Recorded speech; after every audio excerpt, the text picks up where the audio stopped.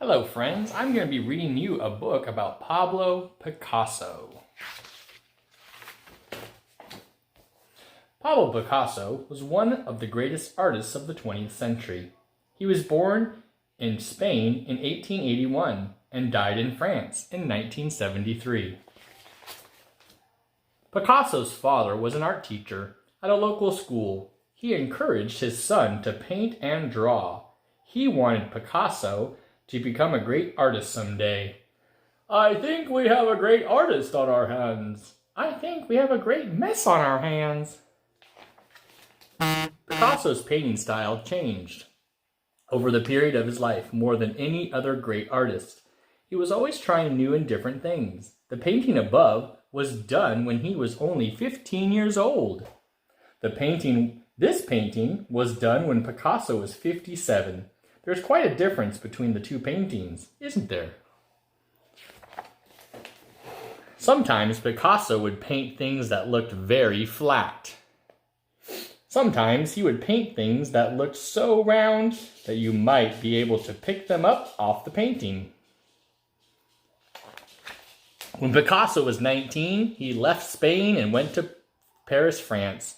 Some of the first paintings he did there look a little bit like the work of other famous French artists. This painting reminds many people of the work done by Toulouse-Lautrec. Some of Picasso's other early paintings remind people of Van Gogh, Gauguin, and Monet.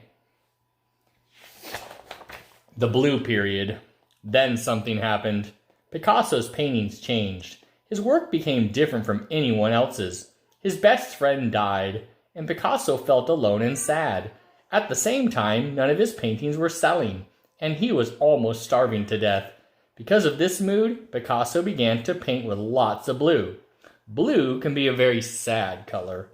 He made all the people in his paintings look lonely and sad. Some people thought Picasso's blue paintings were great.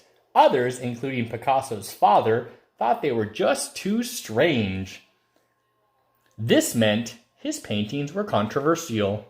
Why is he blue? People aren't blue. Why is his guitar blue? Guitars aren't blue. Why is everything blue? Everything isn't blue. It's wonderful. No one has ever painted like this. It's the work of a genius. It's the work of a nut. It's great. Look at his expression in the hands. The Rose Period. Picasso's blue period ended when he met a girl named Ferdinand. Ferdinand and Picasso fell in love, and soon a happier color started showing up in Picasso's paintings. This was the beginning of the Rose Period. Not only were Picasso's colors happier during the Rose Period, but he started painting happier things. Picasso painted a lot of circus people during this time. He often painted them with their animals. The Rose Period didn't last very long, though, because Picasso found a new way to paint that was really exciting and different. Cubism. Cubism was the next style of painting that Picasso developed and made famous. This is a Cubist painting of one of Picasso's friends. The man in the painting looks like he's been broken up into little cubes. That's where the name Cubism came from. Look closely. Can you see the man's face? What he's wearing? His hands?